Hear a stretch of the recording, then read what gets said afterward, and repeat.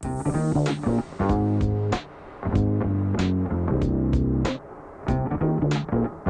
for tuning in to the Boiled Sports Podcast Network.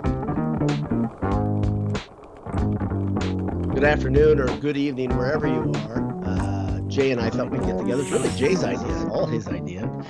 Like everything, every good idea. Every good idea. That's right. So, but we thought we'd get together, do a little state of the basketball program, a little conversation, try to keep it tidy, 40, 45 minutes. Yeah, as usual. Yep. So I'm Boilerdowd. I guess I'm your co-host here with Jay Money. Yeah, this is we're gonna try to keep this under the length of a game wrap. Yeah, that's hard now. That's really difficult. Those have grown. It's just like they keep filling out. I've told you, yes, much like all of us at Boiled Sports, over the years they get broader and wider and longer and actually just fatter. So I've told you this offline. I think I've talked about this on the show, but I very much enjoy those. I know everyone else does too. I think it's really, you should feel very proud of yourself. The regulars you have. And what I always find interesting / concerning is it doesn't matter what time you do them. It's amazing. You'll do them at 1 a.m. and there's a bunch of the loyalists there. I've done as late as 2:15 this season. And people are there. People are there. It's amazing. It's amazing. It honestly, super humbling. The fact that anybody does it. There are a couple people that I listen to, on YouTube or watch on YouTube, and I'm just happy that we get together to do it. Like it's a weird thing. Do you ever go through this thought exercise of why you do this, why you podcast, I'm still not sure. Well, why we did it in the beginning, it was a meeting place, right? Mm-hmm. And then the funny thing about that meeting place, a lot of the people that were supposed to be meetings didn't ever come to the site. Right. And then I think we're a writing kind of event. We talked about the clinical or the catharsis of it all. That was a good thing, still a good thing. That hasn't worn out. But there's something about connecting with people and kind of making sure you don't feel like you're completely insane when you say something, you think something. Well, I think somebody said something in one of the more recent ones. It might have been after the IU game. In the comments, he said, and I'm not even sure if you read it, because I know you read like 90% of the comments, and you kind of try to keep it moving. And I sometimes watch along with you, and I see what your theory, and I see the ones you choose not to read very wisely sometimes. I just see keywords or things that are said. I'm like, okay, nope. I can't. Nope. I'm not gonna go there. Yeah. But no, somebody said, man, I love this. This feels like I'm sitting in my basement talking about the team with my friends. Awesome. And that's so great. That's like you said, humbling is a great word for it. We've been saying this for years, man. The fact that anybody read our stuff and listened to us is very humbling. And if it gives you guys some sort of a, like you were saying, like makes you feel, okay, I'm not crazy. There's other people who feel this way. I think most people who watch us or listen to us are completely or within a very close frame of our mindset, right? They're not they're not overreactionary. They're not, super negative. They're right where we are, I think, most of the time. Yeah. And if they skew a little bit outside of it, that's fine, because that's all right. We don't want to be carbon copies. Well, and it helps us get perspective of others, and it helps them get a little more of a grounded perspective. But so many people have said nice things about how, I remember the one at the end of last basketball season, wasn't it, with a gentleman, or maybe it was in the last football season, who said, I think he had lost his dad that year. Yeah. This reminded him of talking about the games with his dad, and it really helped him through the year. And I was like, oh my goodness. Yeah, that's a lot. That's a lot. It's incredible. So if we even have an ounce of that sort of impact, then it's totally fun, worth it. And it's fun for us. So that's we're not, this is easy because this is fun stuff. The other thing I wanted to mention before I forget, again, I'm giving you way too much credit for too many pearls of wisdom, but you had a good one. I was relaying it to my wife, where you said, when somebody was like, oh, I just want to get to March. And this was like a week ago. And you said, you can view it however you want, and you can enjoy it however you want. And your point was, look, I don't want to. You said, look, I'm in the final months of my son being in high school and living at home and all that, and the idea of speeding up time is not something I want to do. And I was like, and that is, and I think a lot of our friends, I'll call them that listen and watch, are probably in similar boats. A lot of them are the people, Greg McManus of the world, people who are probably in the same demographic or similar, right? And are like, have dealt with recently or will be dealing with that same stuff. So I think that probably resonated with more than just me. I think Greg has I think he's got a junior or senior in his house. So I know he's coaching He's coaching JV, right? Was last year anyway, lacrosse. So, yeah, it's a good point of view to enjoy this stuff, like you said, to enjoy it, to not. I know it's January, and I know you want to get to March, but that'll get here soon enough, like everything else in life, right? Well, I used to say this all the time, like as we get older, like different periods of time seem like less time. It used to be like if you said something is in a week when you're in high school, you're like, oh, a week, Now it's like a week is like now a year. You're planning out for stuff for like next summer, and you're like, that's gonna be here before we know it. Well, it's perspective, right? The older you get, the smaller a percentage of your life a year is, right? I try to explain that to my daughter all the time. I said it's really easy to say when you've lived that long, you know how quickly it passes, right? So when you say when a kid says that was 20 years ago, they're like, what the hell does that mean, right? You and I are like, okay, that was yesterday. Yeah, 20 years ago. I mean, one of you and I had known each other for a while 20 years ago. That's the thing. It's so dumb. It makes me. Well, you pointed out to me, I think, when I said something about these people coming at Purdue fans about, and we've all at Bold Sports acknowledged, if you want to come at Purdue fans about losing early in the tournament, there's not much Purdue fans can say back, right? That's fair. You want to take that shot at Purdue and losing a high seeds, that's pretty fair. And I said something to you like, but some of these jackasses, I was like, Purdue was in the Elite Eight in 2019, and you were like, the Elite Eight. You were like, 2019 was a long time ago to some of these people. Right. Oh yeah. 5 years ago. That's the problem. It's 5 years ago. Right. If you're a freshman in college, you were in middle school. Yeah. I mean, so think about this. You and I get into, I don't want to say sparring matches. We're not like that anymore. Like I just had a discussion with somebody. It was on a comment of a Purdue post that I loved. It was something the basketball team posted or the creatives posted. It was great. And somebody said, win a tournament game and then we can call it a deal. Yeah, I saw that. And I was like, they won 2 tournament games 2 years ago, dipshit. I mean, that's the amazing. And I saw that one too. It was somebody posted something again about Lance's dancing, and my comment was, "Oh, be careful! The IU fans are going to get very angry at you for enjoying yourself at a basketball game." I don't really understand what's so wrong with that to begin with, but the person who made that comment, I'm pretty sure, was a Nebraska basketball fan. Like, just be quiet. You go sit in the corner. Right. Maybe your team will make a tournament.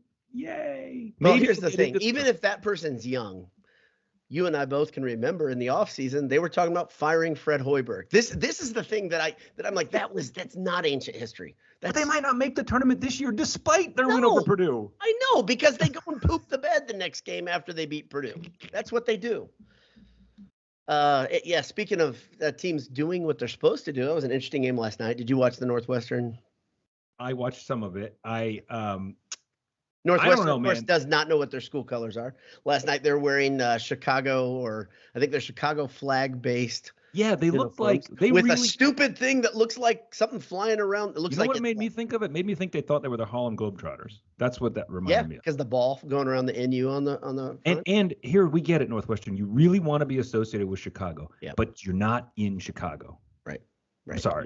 You are not. And the funny thing is they're trying to put a thumb in the eye to Illinois too, right? Because I think Illinois is always considered, we're really the college sports, we're the team of choice in Chicago, and they are. Kids, when they want to play basketball, they go to Illinois. Well, and for as delusional as Illinois sports fans often are, they're not wrong about that one. They are far more of a sports program in every respect than Northwestern. I'm going to air grievances while we're at it. We can talk about these two teams specifically. Number one, watching Northwestern's student section is hilarious to me because everything is live or die. You watch them. So enthusiasm is good. I'm not saying that's bad, but you watch them and they're like, oh my God. They're like, chill. They're dramatic. I know you guys have never been to a basketball game before tonight because that's what it seems like with many of them. They have a good theater program, right? Aren't they all very dramatic? Oh yeah, so this is acting. This is all acting. This is like improv. Yeah, you put the good-looking actors up front. Right. So, but the fan base that is getting my goat more than anybody, and this is probably, I don't think any of them are listening. They only come around if they win, which they don't have to do very often. But Illinois fans make me freaking nuts. The victim mentality of that group. Anytime Zach Edey gets any commendations, they come around, they troll, and they'll say something about Dane Danger or Cockburn. And I'm like, listen, Edey's better than all these people. Just shut your mouths. We all know it. The rest of the nation knows it. You are the only fan base that doesn't get this. And it's all goes back to Cockburn not winning enough awards and not getting enough calls, favorable whistles when he was there. It's absurd. And Illinois has their team back together now, and they still lost that game. So, and here's what I'll say to you too. I was thinking about this earlier. You may need to come to grips with the fact that Northwestern's a decent team. They're 14-5. They're 5-3. They're not bad, man. They're not bad. They're not a serious bad. program. They're not bad. I will stick by what I said. You love Boo-Booey too. I do. I don't know why he didn't go pro. I watch him play. I'm like, that's a big time player. He does not belong at Northwestern. He is a big time player. Did you hear what I just said? Yes. He doesn't belong at Northwestern. He is a big time player. Well, don't forget, there's a huge difference now, and I think you and I are still getting used to the idea that, like, why didn't that guy go pro? You know why? Because he's probably making a lot of money in college. So you think the Northwestern NIL collective rallied that way? See, I don't know, son said right away he wouldn't have gotten drafted high enough, or he wouldn't have gotten picked at all. And I'm like, damn, he's got tools though. And everybody, here's the thing. So Boo Booey is not a guy that's going to go in the pro, and Zach Edey's not going to be successful in the pros. Tell me who is. You watch these guys tear everybody up. When Boo Booey is on, nobody stops him. Last night he had multiple plays blowing past Terrence Shannon Jr. Yeah. And he, by the way, is one of the best athletes that plays college basketball. He reminds me of Westbrook. Like he can get up in a hurry, right? He's got super quickness. And Boo Booey put him on a rope yesterday, just like lulled him to sleep. Boo Booey, it was funny. He almost like during the possessions, I think he knew he had time. He's been through this before where the game's closed. It's what Northwestern's philosophy, it seems to be, is like keep the game close and then see if Bowie can win the game at the end, right? Right. But they'll take their possessions where there was one where Shannon was all over him. I think they tried to run a little pick. It didn't work, so he got rid of the ball, and I think Barry hit a shot, or what's the other the other kid that torched Purdue. And then that Barnheiser. Yeah. He had a good game too. He did. He and Barry. That's a good guard trio. They're good. Yeah. I mean, like you said, they're a solid team. The whatever. And Collins should never take his shirt off with a camera rolling. For those who know what we're talking about, go to Northwestern's Twitter feed and you'll see.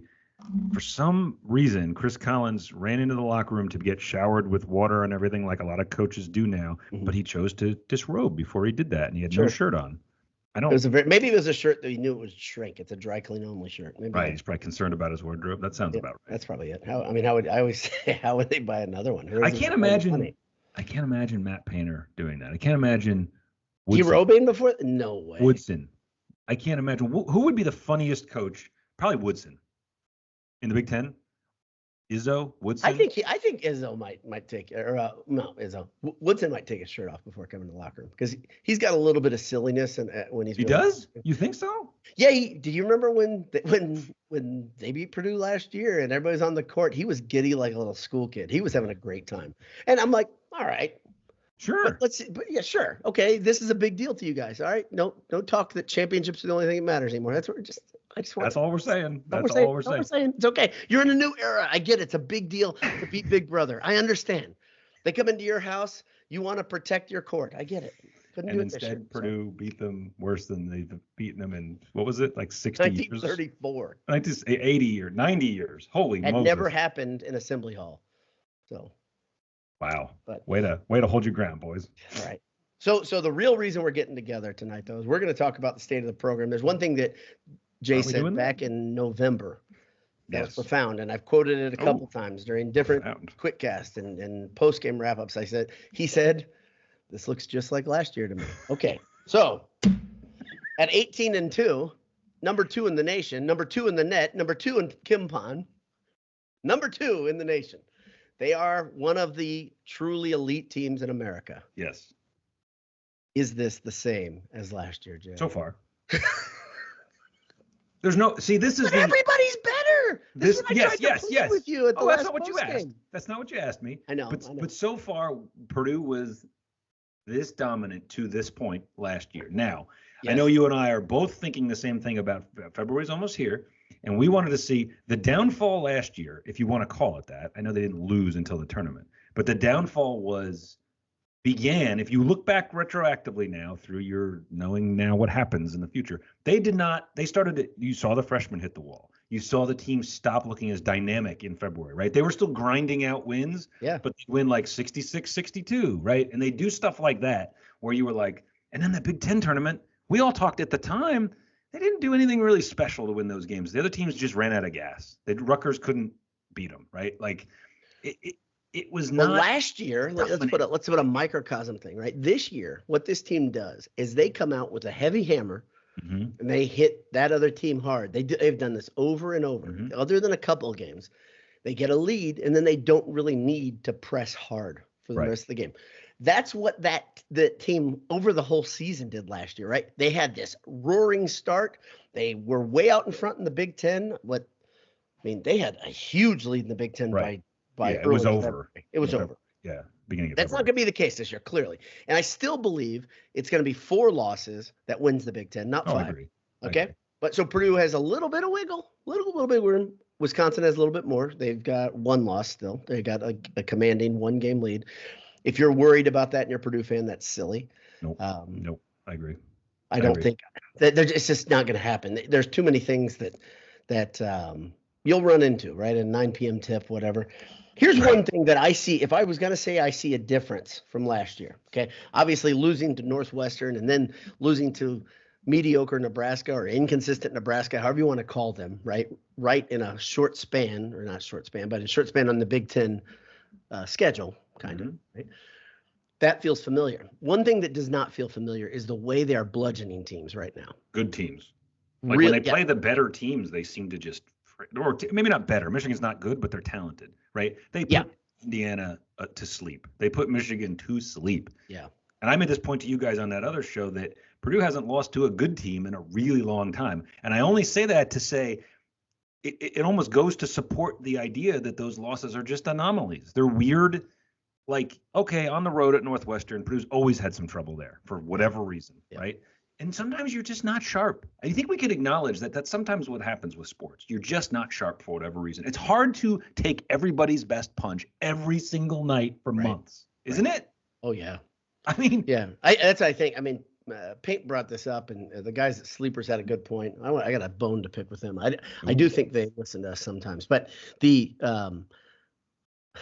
Colvin, the way they handled that story, I'm bothered. 11-minute thing they put up about. Yeah, I did not like some of that, but they tried to put all these asterisks and explain to you everything's great, but then they just. Then at the end, he doubled back and said, "But the body language on the bench, I didn't like." I'm like, "What are you talking about?" I know, but they were just stirring the pot. That's what it felt like, and I feel like this is one thing. In the summer, you and I talked about this with Sleepers and CBS and Field of 68. They all do the same thing, and that is. They've all admitted it at one time or another that they are kings of the knee-jerk reaction, right? The next morning, everything is great or everything is horrible. Well, that was an example to me of just doing, I don't want to say clickbait journalism, but they're trying to do it, right? People want, when a team is good, they want, if you're not on their side, you want to see them fall. And so they're like, oh, are we watching cracks of the beginning of the end of Purdue? When they lost, absolutely. Absolutely. And then when they win dominantly, it's like unquestionably best team in the country. Yeah. I noticed that too. And you're right, they all do it. Field of 68 had a thing up after Purdue's second loss saying, maybe Purdue's not the team. And I was like, wait a minute. Well, come on. Yesterday, you clowns were saying, and literally yesterday. And then 2 days later, they were saying it again. Oh, they're the number 1 team. They're the best team in the nation. Now, I did see somebody, I think at Field of 68, say, Purdue and UConn played right now. They said, I'd probably pick UConn. And I think that's fine. That's fair. Sure. They're a really good team. UConn's really good. They're defending champs. But I have not seen anybody else. I don't think there's another team most of those guys would say if Purdue was going up against them right now that they would not pick Purdue. Like, I got something. I fear Houston because they're athletic, but they're having a hard time in the Big 12. Like, you watch them game in, game out. This is different. This is harder for them. I wonder if they're not going to get worn down a little bit come tournament. Absolutely, they're going to get worn down. Attrition is a huge part of this, where it's nice to have a long bench the way Purdue does. And the thing I always, if you're one of these people like who's worried about having to face a UConn or a Houston or a Kansas, or like, don't worry about it, because by the time you're playing one of them, it's a good story. Like, exactly. You should be more worried about. You and I have been talking about this idea for years. Yes, we hope we meet Kansas.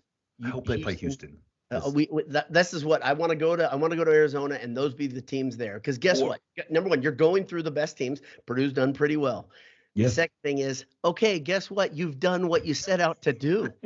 The earliest you see one of them is the going to a Elite Eight. Final Four. That's the thing, right? The earliest you see one of them is an Elite Eight, because you could see Houston, I guess, being a 2. It's possible, right? They could be 5th in the nation if they don't, right? So you could see them in a 1-2. But even that, I think, is unlike the teams you're worried about. You're not seeing until Arizona, right? And you got to be more worried about facing as Purdue has had to, a Tennessee.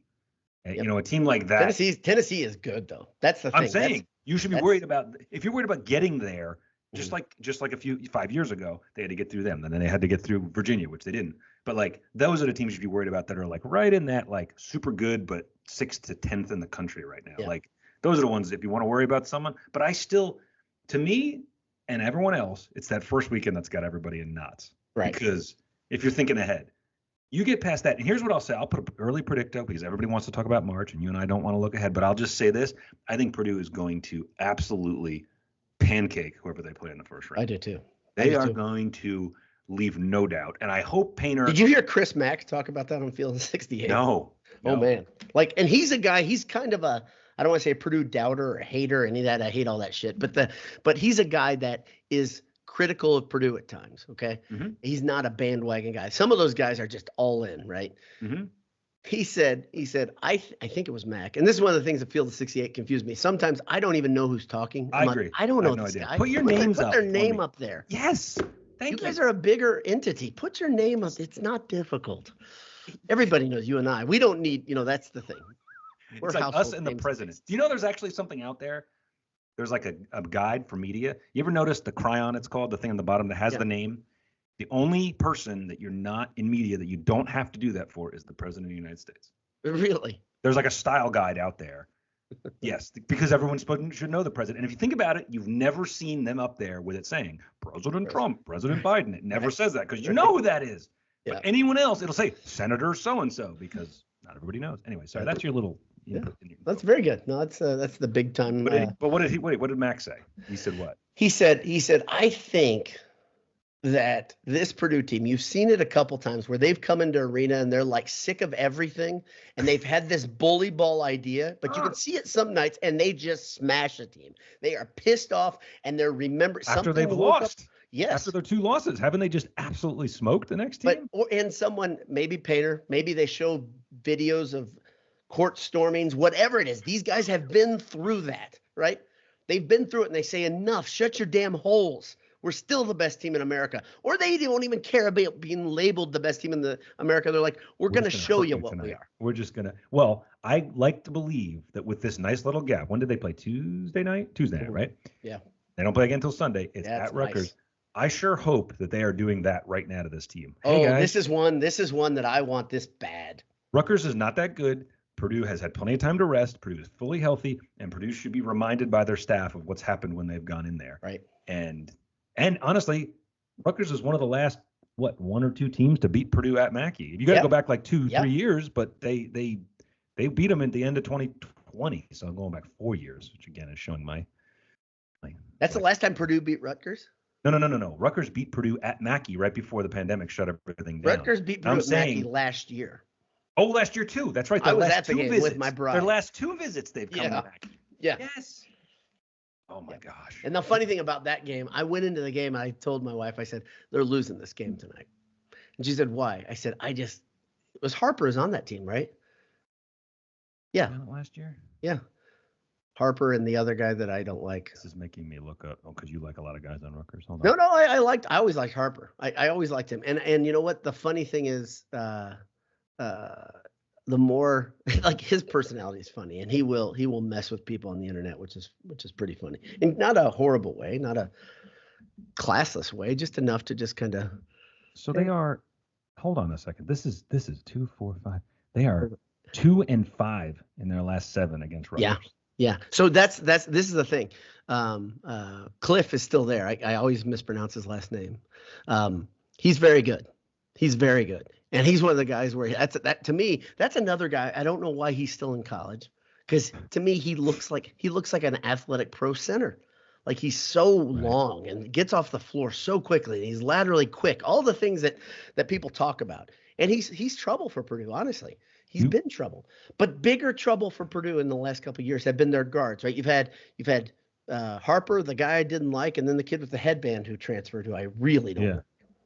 So you wanna hear a fun stat about this one? Not even fun. Yeah. The last time they won at Rutgers was February 3rd, 2018. Awesome. 6 Let's years put another. ago. Let's put another coffin in the ground. This is what I said about these 4 games. You've got by memory. I don't have it in front of me. Rutgers, Northwestern, Wisconsin, IU. What, last year? This year, the upcoming games. I think that's what it is. The next 4 games are extremely important to me for this season. And I'll tell you, they're not important for seeding or for Big Ten championship. That's not what I'm looking at. I'm looking at a bigger picture. I'm looking at now you put things to bed. Yes. You put the mental problems to bed. You are You say, correct. damn it, we move on. You This are is correct. where we move on. We sweep IU. We put them in their damn place. We put Rutgers in their place. We get Northwestern out of the way, and we say, screw all y'all. You're And I right. think This is it's good. This is between now and the Super Bowl. You're right. You're right. At Rutgers versus then you got Northwestern, at Wisconsin versus Indiana. You can not Those only 4 do that. games, I'm telling you. I mean, they're not make or break by any means. No. But those are the ones where you But say, if you win all make 4, your damn statement now. if you win all 4 in convincing fashion, suddenly the Big Ten doesn't feel like a race anymore because you'll have beaten Wisconsin. Right. If you win up there, and then they're coming back to Purdue for On senior night. Oh, give me all this. I want it. Put it in my mouth. Let's go. Then after that, the only one I think I get a little worried about, they got to play at Illinois on March 5th. Like, I'm worried about that game. I'll be real honest. Like when I say worried, I'm like, yeah, that's a good team. And that's a team that they want to beat Purdue. Yep. And I think they're a good coach. I think that all checks out there. But I don't think it matters. I still think 4 losses wins the Big Ten. I think that loss is not a huge deal. Maybe that's a corrective loss where you say, see, you guys can still lose if your head's not right. 100%. Let's say they lose that game and one other surprise one over the next 2, right? And they finish with their 4 losses. And let's say for some reason Wisconsin hangs on and only has 3 losses, and Wisconsin wins the conference. Do you care that much? No. You care about how this team looks. And I want to see who they lose to, how they look in the losses. I don't want to see another loss to a mediocre team. Honestly, that's one of the, I've already seen, that's the thing that bothers me most about this team the last couple of years. Don't lose to bad teams. Don't lose to mediocre teams. I looked up. We can say whatever we want about Nebraska. Oh, buzzsaw, blah, blah, blah. I don't want to hear buzzsaw. Buzzsaw is an excuse. Okay? It's an excuse. You can say you weren't on that night. Purdue was on that night. They didn't play defense. They didn't go over the top of the screens. Right. I've heard Paul Lusk talk about it. Hey, we had hands in, I think he said 10 of 14 of their threes that they made. We had a hand in their face. Well, they weren't enough in their face. Put the hand in their nose. I'm not kidding. You do something different. I keep saying that. Somebody's got to have the piss and vinegar attitude to stop it, right? So, but we talk about losing a mediocre None of those guys, by the way, none of those guys on Nebraska are athletic enough to create their own shot. None of them. I know Tominaga is a good shooter. I love the guy. I love watching him. He's not that good. He's not that good.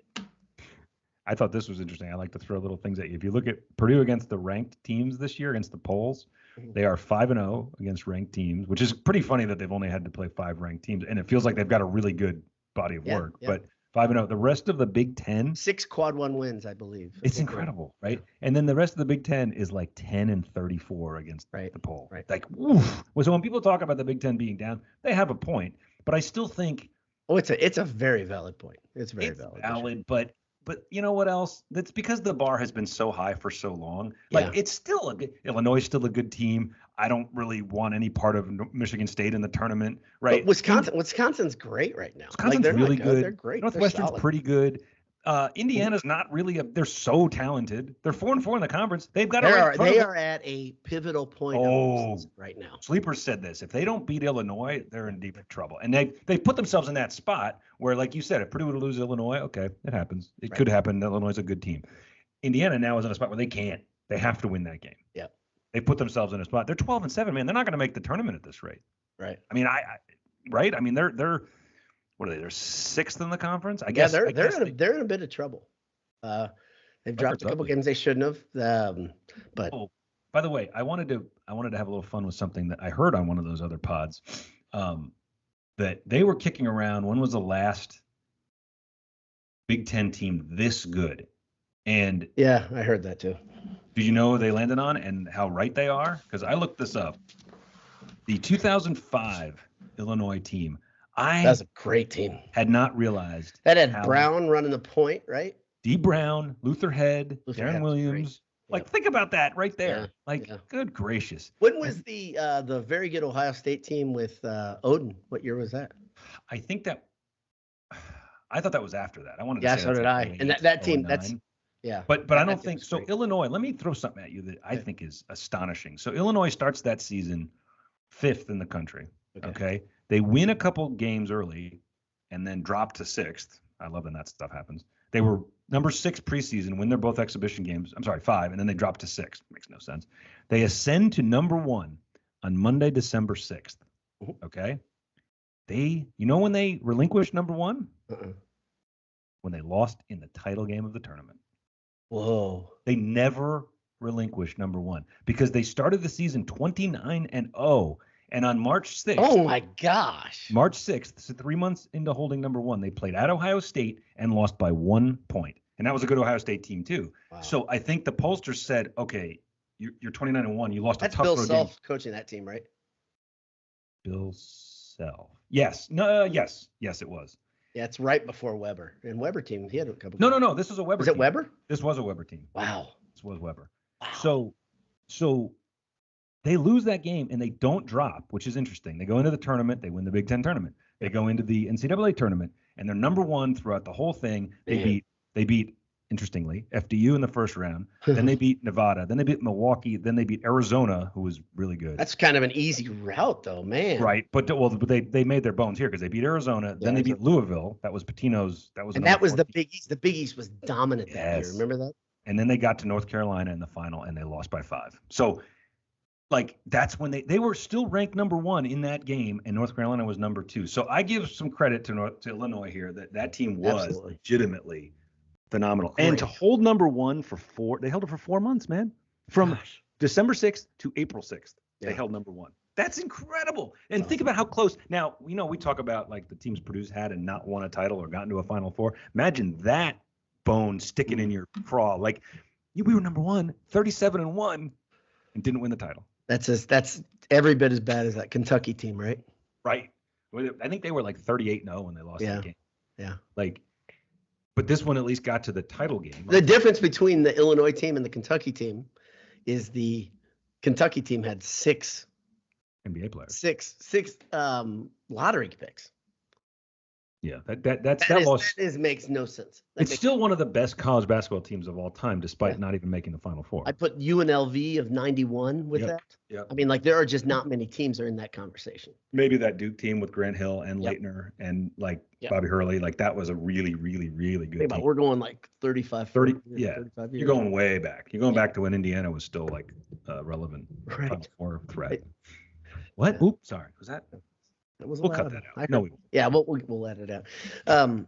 So when one thing that naturally comes about with Purdue being a very good team is you have people saying, I think it was Field of 68 talking about the 8 teams that one of these 8 teams is going to win the national title. That was a good discussion actually, because they had John Fanta talk about, well, how do you not have Houston in there? I think that's a great point because Sampson has been magic in the tournament. Why the heck not? He prepares teams well.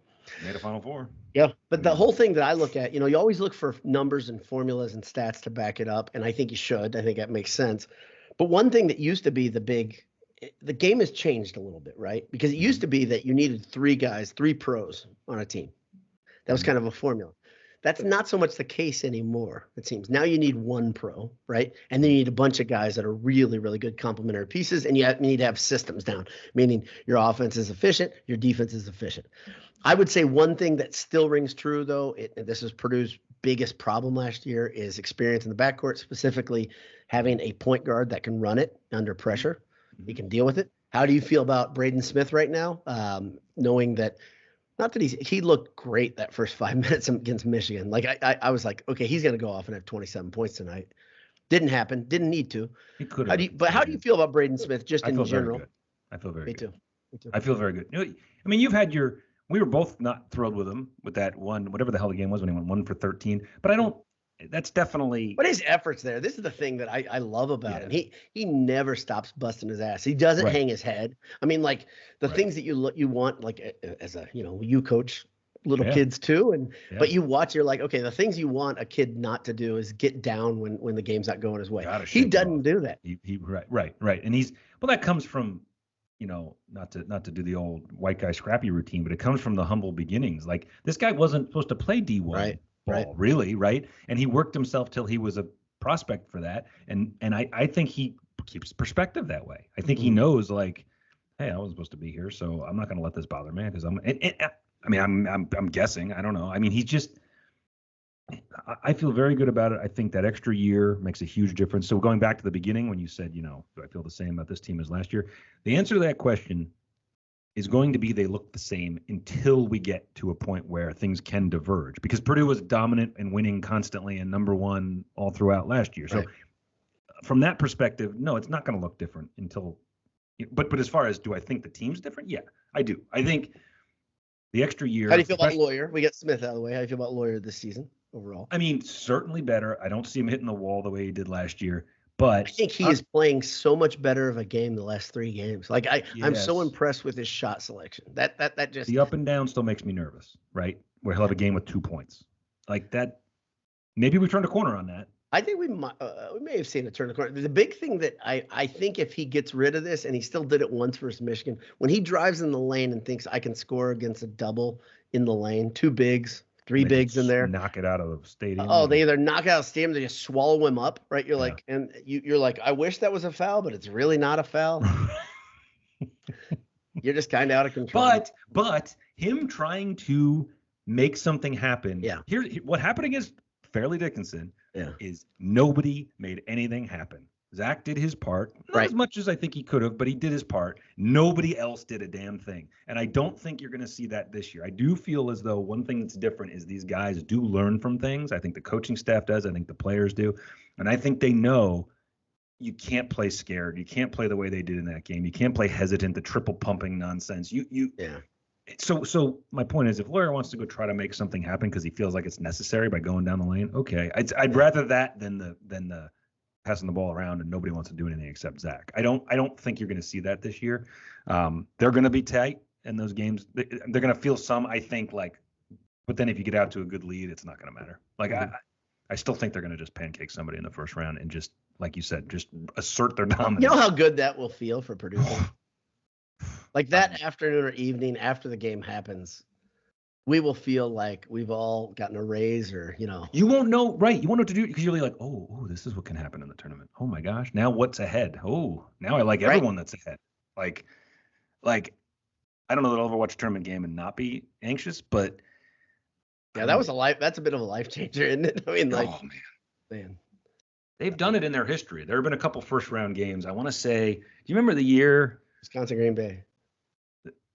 Was that the one they won by 1 point? Like 49-48? Yeah. No, that's not what I'm talking about, you jackass. Or 41-39 or something awful. Like 19. It was a slog. I think it was against Dick Bennett's team. It was. No, I was going to say, remember the year they started and they played like Maine or something and they won by like 40 points? That's what we need. Something like that. They played somebody and it was like 90-50. It was some absolute, the way a first round one number one just to get the mental things out of the way and say, F yeah. Right. Yep. This is who we are. Not rusty. Right? We're good. Yep. It's fine. Right. Yeah. I really want that. And I think it's very, very probable. But in the meantime, you should be enjoying this. To your point, it's fun to see your team be one of the absolute best teams in the country. Yeah. This whole, but what about March?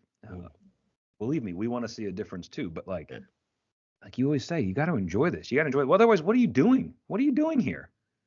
And I'm talking about your brother. What? No. Yeah. What? Yeah. Well, he pretty much doesn't watch now. I mean, that's the thing. And in some ways, I respect the fact that he's like, okay, I'm gonna watch later. I'm like, so you're gonna blow this entire season. I get it if you don't like. That's what I keep saying. If you don't like college sports, if you don't like college basketball specifically, it's okay. I get it. Not everybody likes this. Yeah. But if you like this stuff and you're all connected to Purdue and you're not eating this up, this is fun. Mercy.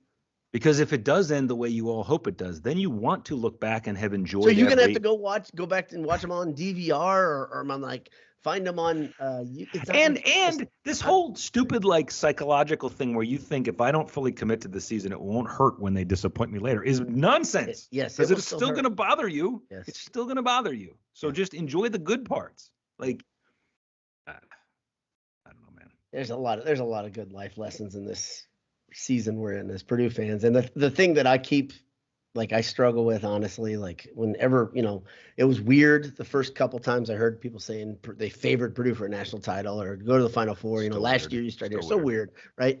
And now we become accustomed to it. And now I just say, every time I hear it, I just say, oh, I'm like, it's weird. I know God doesn't care. I know, but I say a small prayer. I'm like, God, please make this happen. Please. Well, I don't know. I mean, like, I don't pray like that, honestly, but I'm like, wow, wouldn't it be fun?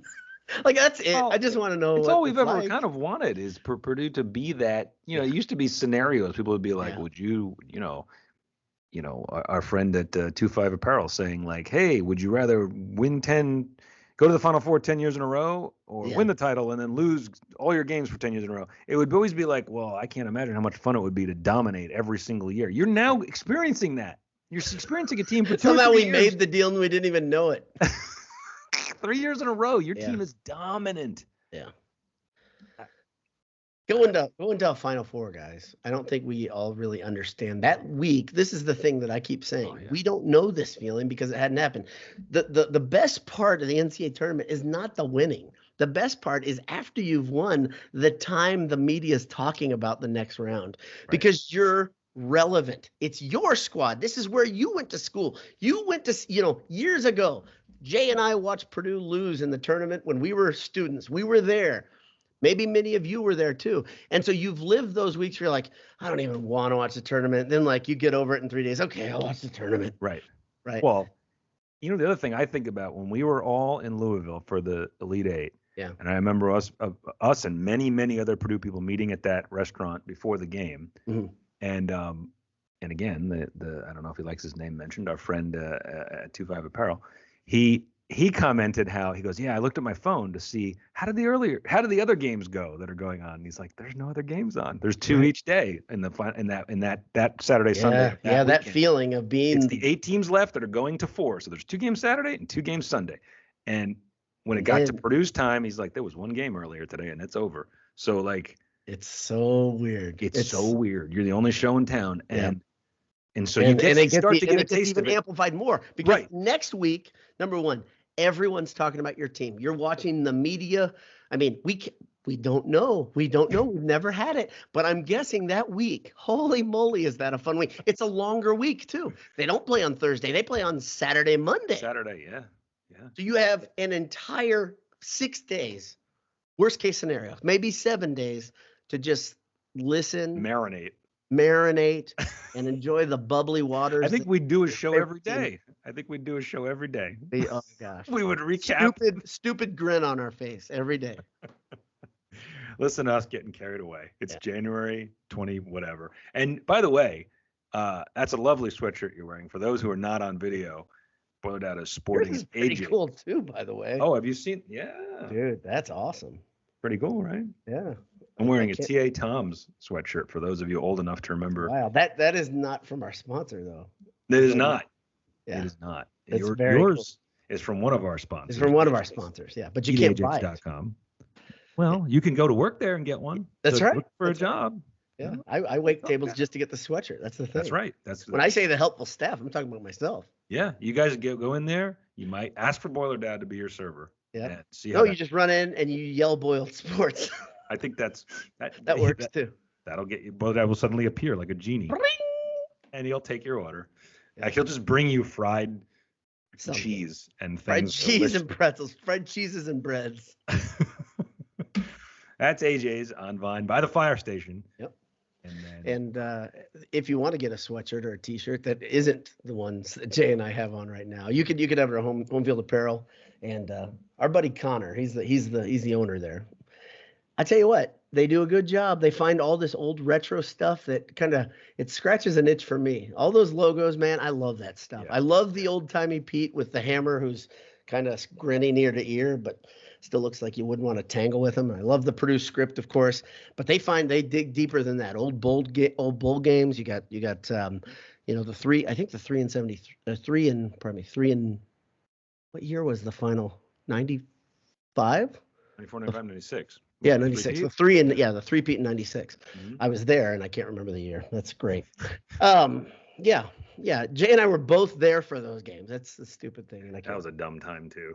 That was a dumb time. But the difference was Purdue was not talked about as a national championship threat. They were like guys that just came to work, did their job, clocked out. Right. And they all clocked out on March 1st. What? No, sorry. Yeah. I mean, after Robinson left, did any of us really think they'd make a tournament run? I didn't. No, and they didn't. And look what happened. Yeah. Kept winning Big Ten titles. That's right. But anyway, go to homefieldapparel.com. You can get that shirt. And relive the good times. I saw a kid. I saw a pretty young woman, Purdue student, wearing that shirt. And it's like the old wearing a Nirvana shirt. Name 3 wins. Name 3 players. Name 3 players. Oh my gosh. No way that she could name 3 players on that team. So one thing, it's funny at Mackey right now, they've got the uniforms in the case. All the uniforms are going to wear, and they got the women's and the men's in the same case. Oh. And they don't have the anthracite uniform in there, and they've worn it already. They wore it this year? Yeah. They wore it because they wore it versus somebody. I don't remember seeing it. They wore it. It's very slightly. It's not like the old gray with the ones that everybody hated, or I liked them, but the old gray with the black numbers, huh? I thought you hated them. No, I like those. Wait a minute. So I'm glad you brought this up because I have a couple of apparel. I hate the gold uniforms, which are still in the case. I do hate those. The current golds? Yeah, I hate them. Why do you hate them? Because I hate that color gold. Oh well, yeah, but I think you like the Mike is the right color gold. I think you like the idea of them having a gold alternate. Yes. I think it's one of my favorite Purdue uniform traditions is that it's rare and it's such a cool uniform, but you're right. It's not as good as it could be. No. I have some things to admit here. One, I don't like the retro Purdue script ones as much as everybody else. I at the Penn State game when I was down low, I've always loved them and I love them more now. Oh my gosh. I don't know if you're stupid or blind, but you got one of those. 2 reasons. I'll explain. Number one, the numbers on the back are too small. It looks ridiculous. I know. You've complained about this a long time because you have bad eyes and you can't see them. It's stupid. Make it fit the jersey. A tiny, what are we? Only you got to use like 10-point font. And the other reason is they were wearing them against Fairleigh Dickinson. Burn them. Throw them in the trash. I understand that, and I was worried they were going to do that. Honestly, I was like, don't take it out on the uniforms. Don't take it out. It's not the uniform's fault. You guys suck right now. By the way, that uniform lived a long time. That uniform lived until the late 70s, and they had a gold with white script with black outline. I remember that. I've seen that. That's a really cool uniform. Now you want to surprise people. We're a gold version. Bring me an old gold script with Now, if that was an alternate that they wore 2-3 times a year in gold, I would definitely like real it. Gold. I think they're wearing it too much. I like their current uniforms. They're home and away. I like them. My other apparel thing, and I said this on Twitter, and I got a lot more people liking it than I thought. I miss coaches in suits. I know it means nothing. Yeah, play sharp. I like the look. I think it looks better. I think you look like. And I know you're not a big fan of Calipari, but he used to be famous for his Italian suits. Oh, now he looks like he's, Jay Wright, man. Jay Wright. Gosh, he looked good in a suit, man. Right. Like even Paint. Paint looks so much better in a suit. Paint looks a lot better because he's not he's tall. He's so the coat makes him. Yes. It plays up on him being 6'6". Right. Oh. Right. You look better. You look like the boss, man. Yeah. Yeah. I just think I know it was a COVID thing. Because all of us used Zoom for a couple of years, now they don't have to dress. I don't get it, man. I even wear it. Look at you. Look at the way you're dressed right now. And you're a big fancy pants guy. I changed for this. I took my suit off and I changed for this. That's right. Yeah, you took your suit off. Every day, wake up, get a suit and my $400 Italian loafers and head off to work. We'll grab my briefcase. Italian leather briefcase. Well, exactly. I'm home. You've never left. You've been here. Do we want to spend just a quick minute on let's just feed into the Colvin fund. Do you have any concerns about Miles Colvin? I mean, I'm not gonna go all the way in on this right now. No, No, I'm not. So here's the thing. Miles Colvin has more potential. Let me see if this is true. Yes, more potential than anybody on the roster right now to be a great player. Will he be a great player? I don't know the answer to that. If Miles Colvin, see, that whole thing, the context of that, I've watched it. It was brought up during the post game. I've seen it. Mhm. I've heard different theories on it. I've done the whole thing. I'm going to kind of just say this. It's not a big deal to me for many reasons. Here's the one thing: if some of the real big negative people, the naysayers, are saying that he said it at Lance because Lance didn't find him at that point. There are other people that say, no, the context was not that. He had just hit a shot. And he was saying, give me the effing ball because I'm so hot. Because I'm on. Yep. Right. And I like that story better. I'm going to go with that. That's what I'm going to believe. We have not seen any reason to believe Miles Colvin is anything but ideal this year, by the way. His attitude has been excellent. I agree. It has been excellent. He has been benched completely in a game or two, which is tough to swallow when you're a highly touted guy. He has played and come in and hit big shots when not given many opportunities. That's great. He's only had 1 or 2 games where he's not. But I don't think people, I'm sure some people, and if you played a sport, you definitely should be able to relate to this.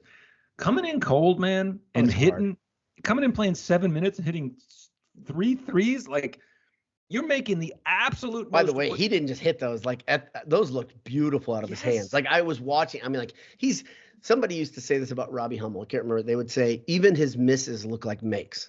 Yeah. When Hummel would rise up for a 3, the rotation, the ball was beautiful out of his hands. Ugly. Right. Colvin is the same guy. Every shot looks gorgeous. Like he has great form. He's got perfect rotation on it. He looks like, and when he wants to shoot, nobody's getting the ball back.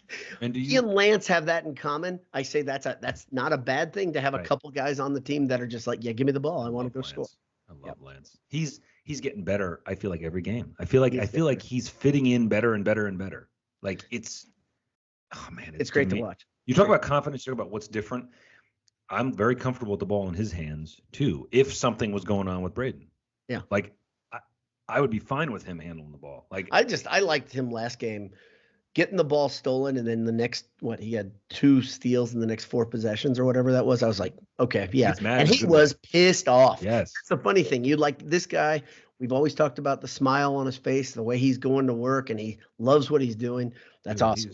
But the fact that he gets mad and then he says, okay, I'm not just going to get mad and aimlessly run around and punch people in the face.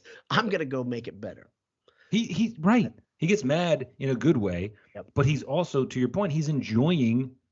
He knows what a cool situation he's in, and he is soaking it up. And I freaking love that. Yeah. Like he's living the dream. Let's be real honest. He really is. To go from a mid-major that was nothing more than an also-ran, right? They're where was he? Eastern Illinois? Southern Illinois? Southern. I mean, he and Damask both played on the same team, and their teammate is one of the leading scorers in the nation. That is firepower. I don't understand how they weren't better. I mean, they were they were fine. They weren't great. They should have been great. But to say, okay, and remember he landed at Purdue pretty late in the summer, if I remember correctly, right? It was I mean, a lot of guys, the transfers happened right away. Mm-hmm. So, but he lands there and he's a good fit right away. And that's a big deal. He's better.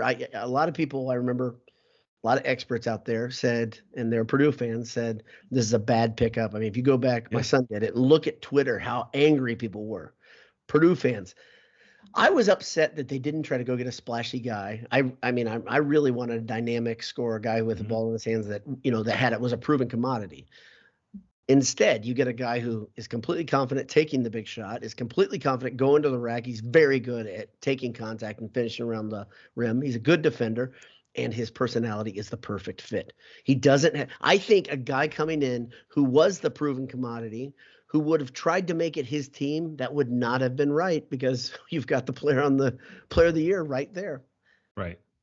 And he is every bit. That's the other thing. We haven't talked about Zach Edey very much this year. And I'm not kidding about this. It's kind of weird. We take for granted the fact that he's producing night in, night out. Right. He's so much effing better than he was last year. Yes. It's wild. Yeah. That dunk that he had the other night where he was being slapped at was, and I've watched it at least 30 times.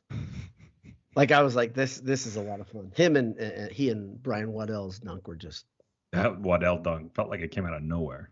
The funny thing is, I thought like he almost boosted from where I was looking. It looked like the Purdue. It was TKR who was no, it was Berg. Berg notched out the Michigan player. I think it was Shitter. No, he's out of the game. Doesn't matter. He notched him out. He completely created a path, a lane. And I thought maybe Waddell pushed off. He wasn't that close. Mm-hmm. It was all natural, baby. It was real and it was fantastic. By the way, speaking of where you had a view from, I see you taking shots, little cute little pot shots on Twitter about I don't care. That's not like rich guys like me sit. Yeah. And I would just like to ask, who is always sitting in our benefactor Ed's seats? Is it me or is it you? Is it me or you? Who's always in those? This is a different thing. Ed is an extremely generous person. I even tweeted at Ed to say, there's a risk here. If you make a stupid face, if you pick your nose at the wrong time, maybe it's gonna get caught by one of the clever Purdue media guys, and then who knows? Maybe I'll zoom in and gather that and put that, So I'm just saying that next game that you're sitting courtside, just be ready. Just be ready. All I'm saying is I'm not the one who's always sitting. Nice try, nice divert there, but no, I'm not the one who's always sitting in the rich guy seats. It's not me. It's regardless of whom you are, the blessing of getting to sit close to the game is awesome. It is. I will say that I do have a friend. I do have a friend that now he's gone to the other side of you where he will not go to a game unless he can get those tickets. That's it. It's that or nothing. And I'm like, man, come on, dude. Like some games you can't get those seats. It's okay. It's not working out all the time, but I mean, I'm not quite that bad, but I do understand. You're close. I know you are. I know. I do understand having certain requirements for enjoying it. Sure. But the problem with me is not so like the cost is really tough for me to swallow.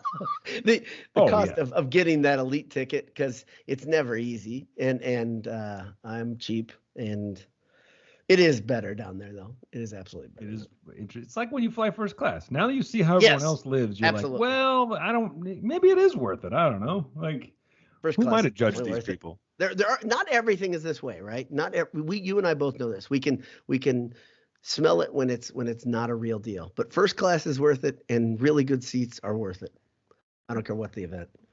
So, well, I'll tell you what, we almost reached our goal at 56 minutes, and pretty darn good. But I think we gave a perfect synopsis about how things are. It was tidy. Absolutely. They know exactly. Everybody can forge forward knowing. It's something for you guys to listen to, and just you could put it on, put a fire on, pour yourself a drink. Cognac, bourbon, whatever you're in the mood for, and just sit there and enjoy the dulcet tones. Listen on normal 1 speed. Don't speed us up. You might miss something. You might miss something.